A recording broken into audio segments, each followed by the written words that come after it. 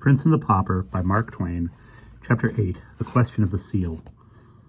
About 5 o'clock, Henry VIII awoke out of an unrefreshing nap and muttered to himself, troublesome dreams. Mine end is now at hand, so say these warnings, and my failing pulses do confirm it. Presently a wicked light flamed up in his eyes, and he muttered, Yet will not I die till he go before. His attendants, perceiving that he was awake, one of them asked his pleasure concerning the Lord Chancellor, who was waiting outside. Admit him, exclaimed the king eagerly.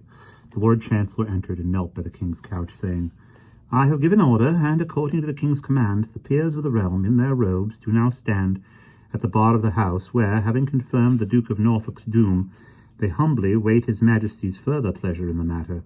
The king's face lit up with a fierce joy. Said he, Lift me up. In mine own person I will go before my parliament, and with mine own hand I will seal the warrant that rids me of... His voice failed, and ashen pallor swept the flush from his cheeks, and the attendants eased him back upon his pillows, and hurriedly assisted him with restorations. Presently he said sorrowfully, Alack, how I have longed for this sweet hour, and lo, too late it cometh, and I am robbed of this so coveted chance. But speed ye, let others do this happy office. Sith 'tis denied to me, I put my great seal in commission. Choose thou the lords that shall compose it, and get ye to your work. Speed ye, man, before the sun shall rise and set again. Bring me his head, that I may see it. According to the king's command it shall be. Will't please your majesty to order that the seal be now restored to me, so that I may forth upon the business? The seal? Who keepeth the seal but thou? Please your majesty, you did take it from me 2 days since, saying it should no more do its office till your own royal hand should use it upon the Duke of Norfolk's warrant. Why, so in sooth I did, I do remember. What did I with it? I am very feeble. So oft these days doth my memory play the traitor with me. 'Tis strange. The king dropped into inarticulate mumbling, shaking his grey head weakly from time to time, and gropingly trying to recollect what he had done with the seal. At last my Lord Hertford ventured to kneel and offer information. Sire, if I may be so bold, here be several that do remember with me how you gave the great seal into the hand of his highness the Prince of Wales to keep against the day that... True, most true, interrupted the king. Fetch it. Go, time flieth. Lord Hertford flew to Tom, but returned to the king before very long, troubled and empty-handed. He delivered himself to this effect. It grieveth me, my lord the king, to bear so heavy and unwelcome tidings, but it is the will of God that the prince's affliction abateth still, and he cannot recall to mind that he received the seal.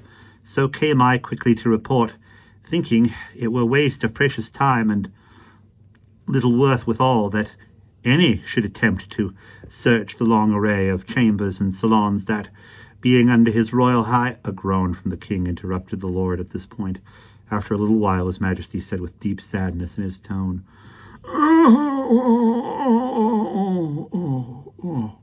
Trouble him no more, poor child. The hand of God lieth heavy upon him, and my heart goeth out in loving compassion for him, and sorrow that I may not bear his burden on mine old trouble-weighted shoulders, and so bring him peace. He closed his eyes, fell to mumbling, and presently was silent. After a time he opened his eyes again, and gazed vacantly around, until his glance rested upon the kneeling Lord Chancellor. Instantly his face flushed with wrath. What? Thou here yet? By the glory of God, and thou gettest not about the traitor's business. Thy mitre shall have a holiday the morrow, for lack of a head to grace withal. The trembling chancellor answered, Good, your majesty, I cry you mercy, but I but waited for the seal. Man has lost thy wits. The small seal, which aforetime was wont to take about me abroad, lieth in my treasury, and since the great seal hath flown away, shall it not suffice? Hath lost thy wits? Be gone, and hark ye, come no more till thou do bring his head. The poor chancellor was not long removing himself from this dangerous vicinity Nor did the commission waste time in giving the royal assent to the work of the slavish parliament and appointing the morrow for the beheading of the premier peer of England, the luckless Duke of Norfolk. And that is the end of chapter 8.